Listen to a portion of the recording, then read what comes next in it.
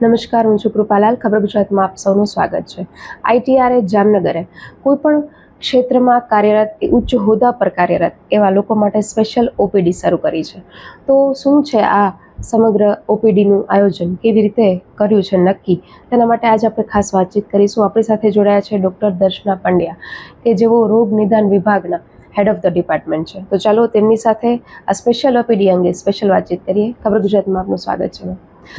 જે રીતે મેં વાત કરી કે ITRA એક સ્પેશિયલ OPD શરૂ કરી રહી છે કે કોઈ પણ ક્ષેત્રમાં ઉચ્ચ હોદ્દા પર કાર્યરત લોકો માટે, તો આ વિચાર કેવી રીતે આવ્યો અને લોકોમાં શું જરૂર જણાય છે કે આ OPD શરૂ કરવી પડી? જી, એકચ્યુઅલ વિષય એવો છે બેન કે સાધારણ રીતે હવે થતું એવું જાય છે કે માણસ અત્યારે કંઈક પામવાની હોડમાં, કંઈક મેળવી લેવાની હોડમાં એ ધીમે ધીમે એટલું બધું તણાવમાં આવતું જાય છે. અને એમાં ખાસ કરીને આપણે જોઈએ છીએ કે જે લોકો ઉચ્ચ હોદ્દા પર કાર્યરત છે, જે લોકો કોર્પોરેટ સેક્ટરમાં કામ કરે છે, એમને સતત એક ટાર્ગેટ એચીવ કરવાનું હોય છે, સતત એનું વર્ક પ્રેશર વધારે રહેતું હોય છે. અને આ વર્ક પ્રેશરના કારણે વ્યક્તિના શરીરમાં જે ફેરફારો થાય છે એના પરિણામે વ્યક્તિની આંતરિક વૃદ્ધાવસ્થા, જેને આપણે બાયોલોજિકલ એજ કહી શકીએ, એ થોડી વધી જતી હોય છે. એટલે સાધારણ રીતે એવું બનતું હોય છે કે આપણી જેટલા વર્ષ આપણને થયા છે એ આપણી ઉંમર છે, પરંતુ એની સાથે સાથે શરીરના અવયવો આપણી જીવનશૈલીના આધાર પર યા તો તંદુરસ્ત રહેતા હોય છે, યા તો એમાં ધીમે ધીમે ઘસારો આવતો જતો હોય છે. તો અત્યારની આપણી ભાગદોડભરી જીવન પદ્ધતિ જે છે, સતત વ્યસ્ત રહેવાની જે આદત છે, એના પરિણામે આપણું મન છે એ વધારે તણાવમાં રહેતું હોય છે. અને મન તણાવમાં રહેવાના કારણે એ વસ્તુ હવે ધીમે ધીમે પુરવાર થતી જાય છે કે વ્યક્તિના શરીરના અંતઃસ્ત્રાવોમાં ઘણો બધો ફેરફાર થતો હોય છે. અને જે અંતઃસ્ત્રાવો તણાવ વધારે ક્રિએટ કરે છે, એ તણાવની શરીરના આંતરિક અવયવો ઉપર ઘસારો જે આપે છે, એવા અંતઃસ્ત્રાવોનું પ્રમાણ વધતું જાય છે. પરિણામે થાય છે એવું કે વ્યક્તિ કદાચ ભલે 40 વર્ષનો થયો હોય, પણ એના શરીરના અંદરના અવયવોની ઉંમર છે એ 50, 55 કે 60ની થતી જતી હોય છે. તો હવે એના કારણે વ્યક્તિને એની ઉંમર ભલે કદાચ યંગ હોય, તેમ છતાં ઊંઘમાં તકલીફ પડવી, બરાબર ઊંઘ ન આવવી, થાક લાગ્યા કરવો, સતત એવું લાગે કે શરીરમાં કંઈક મજા નથી આવતી, સુસ્તી રહે છે, મગજ તાણમાં રહે છે, આ પ્રકારની સ્થિતિ બનતી હોય છે. એ વસ્તુથી વ્યક્તિને નાની ઉંમરમાં વહેલો ઘરડો થઈ ગયો છે ને, આવું ફીલ થતું હોય છે. સાથે એના અંદરના અવયવોમાં પણ આ વસ્તુ થતી હોય છે. વિજ્ઞાને હવે એ વસ્તુ શોધ્યું છે, વ્યક્તિની જેમ જેમ બાયોલોજિકલ એજ વધી જાય છે ને ક્રોનોલોજિકલ એજ કરતાં, તો એની ઉંમર વધવાની પ્રક્રિયા ઉપર એની અસર પડતી હોય છે. અને એના પરિણામે હાઈ બ્લડ પ્રેશર, ડાયાબિટીસ, હાર્ટના રોગો, આ બધા સમય કરતાં ઘણા વહેલા આવવા માંડ્યા છે. આપણે પ્રેક્ટિકલી એવું જોઈ શકીએ છીએ કે ડાયાબિટીસ પહેલાં 50 વર્ષ, 55 વર્ષ પછી દેખાતું હતું, એ આજે 35 વર્ષની ઉંમરના લોકોમાં પણ જોવા મળી રહ્યું છે. તો અને યસ, બહુ એક સારી વસ્તુ એ છે કે આને આપણે એક મર્યાદા સુધી જ્યાં આ વસ્તુ બનતી હોય છે એને રિવર્સ કરી શકતા હોઈએ છીએ. એની શરીરની એજિંગ પ્રક્રિયા માટે એક ખાસ વિશેષ જે માણસના શરીરના કોષોમાં એક ટેલોમેર એક વસ્તુ આવેલી છે. અને ટેલોમેરની ઉંમર જેમ જેમ વ્યક્તિની ઉંમર વધતી જાય એમ ટેલોમેર ધીમે ધીમે ઘસાતું જાય છે. તો અત્યારે વિજ્ઞાને આ વસ્તુ પુરવાર કરી છે કે જો એક સમય મર્યાદાની અંદર માણસ જાગી જાય છે કે મારે મારી જીવન પદ્ધતિમાં ફેરફાર કરવો છે, તો એ ટેલોમેરની લેન્થને આપણે કેટલીક હદ સુધી વધારી શકીએ છીએ. અને એનો ફાયદો એ થાય છે કે શરીરના આંતરિક અવયવોની ઉંમર આપણે ઓછી કરી શકીએ છીએ. આ વિષયને ધ્યાનમાં લઈને, કારણ કે અત્યારના સમયમાં આપણે જોઈએ છીએ કે પુષ્કળ પ્રમાણમાં તણાવ એ લોકોમાં જોવા મળે છે અને એને પરિણામે લોકોની બાયોલોજિકલ એજ વધારે જોવા મળે છે.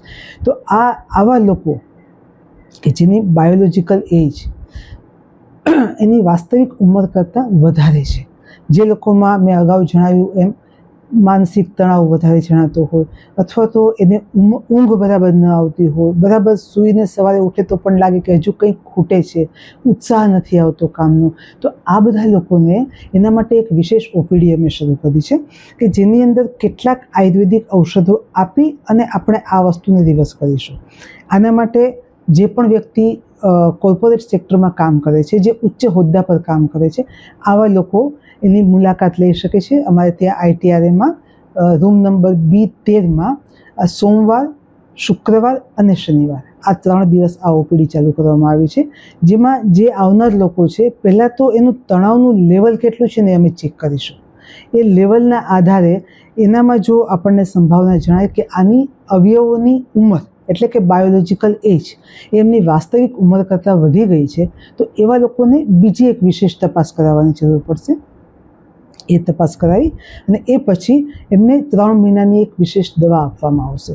રેગ્યુલર ફોલોઅપ એનું કરવામાં આવશે કે એનામાં કેવા પ્રકારના ફેરફારો થાય છે, શું પરિવર્તન થાય છે, અને આ તપાસ પછી આ દવાઓનું રેગ્યુલર ફોલોઅપ કર્યા પછી એમનું ફરી વખત તપાસ કરવામાં આવશે કે જેને કારણે વ્યક્તિની ઉંમરમાં કેટલો ફેરફાર નોંધાયો છે વ્યક્તિ પોતે પણ જોઈ શકશે. તો આના માટેની એક વિશેષ ઓપીડી જે અમે કરવામાં આવેલી છે એ કન્સર્ન લોકો કે જેનામાં આ એજ બાયોલોજિકલ એજ વધારે જોવા મળે છે એ લોકો માટે એની તપાસ વગેરે તદ્દન ફ્રી છે. અને આ એક વૈજ્ઞાનિક તપાસ, આ પ્રકારની તપાસ અમારા ઇન્સ્ટિટ્યૂટમાં અગાઉ થતી નહોતી, જે માત્ર આ વખતે અમે આ પ્રકારની શરૂ કરી છે કે જેના આધારે વ્યક્તિ પોતાની એજ કેટલી છે અને આ 3 મહિનાની એમણે કોર્સ પૂરો કર્યા પછી એમની એજ કેટલી છે બંને વસ્તુ એ પોતે જાણી શકશે. જે રીતે વાત કરી કે આ પ્રકારની જે જીવનશૈલી છે, તો જે લોકો આ પ્રકારની જીવનશૈલી ધરાવે છે એમને તમે શું સલાહ આપશો? જીવન પદ્ધતિ એ બહુ અગત્યની વસ્તુ છે. અમારે આયુર્વેદ એક ખૂબ સુંદર સલાહ આપે છે કે જે વ્યક્તિ પોતાની દિનચર્યા અને ઋતુચર્યા આ 2 વસ્તુને જાળવી રાખે ને તો એ કદાચ કદી પણ એને આ સમસ્યાનો સામનો કરવો પડતો નથી. માત્ર એક વાક્યમાં કહું તો એવું કહી શકાશે કે માણસે પોતાની બાયોલોજિકલ ક્લોક એને ચેન્જ કરવી પડશે. બાયોલોજિકલ ક્લોક એટલે એવો વિષય છે કે સૂર્ય હંમેશા એના નિયત સમયે ઉઠે છે, નિયત સમયે એનું સૂર્યાસ્ત થાય છે. આ જ રીતે આપણું ઉઠવાનું, સૂવાનું અને જમવાનું આ જો એકદમ નિયમિત પદ્ધતિમાં હશે તો આપણા શરીરની બાયોલોજિકલ ક્લોક છે એ જળવાઈ રહેશે. કારણ કે આપણું શરીર છે ને એ બહારના વાતાવરણની સાથે એકદમ તાદાત્મ્ય બનાવીને જીવતું હોય છે. એટલે જો આપણે બહારના વાતાવરણ સાથે મેળ ખાઈને જીવીશું તો આપણને કદાચ કોઈ રોગો નહીં થવાના. ગરમી પડે તો મારે શરીરમાં ઠંડક મળે એ પ્રકારના ઉપચારો કરવાના હોય. શિયાળો આવે ત્યારે હું અડદિયા, ચીકી આવી સ્નિગ્ધ વસ્તુઓ ખોરાક લઈ શકું છું. તો આ સમયની સાથેનો ફેરફાર છે એ જેટલો હું મેન્ટેન કરીશ એટલું મારું શરીર છે એ સ્વસ્થ રહે. હા, હવે જ્યાં સુધી આપણે નાની ઉંમરમાં વૃદ્ધાવસ્થા આવવાની વાત છે તો એમાં જેમ આપણે વાત કરી કે માનસિક તાણ એ બહુ મોટો અગત્યનો ભાગ ભજવે છે. તો આ સંદર્ભમાં એક વિશેષ વસ્તુ મારે એ પણ કહેવાની છે કે જ્યારે મન આપણું બરાબર નથી હોતું ને, એ ક્રોધમાં હોય છે કે તાણ હોય છે અથવા તો આપણે સતત ચિંતામાં રહેતા હોઈએ છીએ, કોઈ પરેશાની છે, ઉદ્વેગ છે, આ બધી જ વસ્તુઓ આપણા મનની અંદર આપણા અંતઃસ્રાવોમાં ઘણો બધો ફેરફાર કરતી હોય છે. અને એને પરિણામે એવા અંતઃસ્રાવોનું શ્રવણ, સિક્રિશન વધારે થાય છે કે જે આ ઉંમરને વહેલા આપણને સમય કરતાં વહેલા વૃદ્ધ બનાવે છે. એટલા માટે થઈને માણસે જ્યારે આપણે આપણી ઉંમરને જાળવી રાખવી હોય તો એના માટે થઈને આપણે ખાસ કરીને મનનો તણાવ છે એને ઓછું કરવું, સ્ટ્રેસનું મેનેજમેન્ટ કરવું આ બહુ જ જરૂરી બને છે. અને એટલા માટે થઈને આપણે આપણી દિનચર્યામાં હળવો વ્યાયામની સાથે સાથે જો યોગ અને પ્રાણાયામ કરી શકીએ તો ખૂબ સારો બેનિફિટ આપે છે. ઉપરાંત આપણે મેડિટેશન, ધ્યાન આ એક વસ્તુ કરી શકીએ છીએ. કારણ કે આપણું મન સતત વિચારોમાં રહેતું હોય છે અને એ વિચારો આપણા શરીરને, આપણા મનને બંનેને નકારાત્મક રીતે અસર કરતા હોય છે.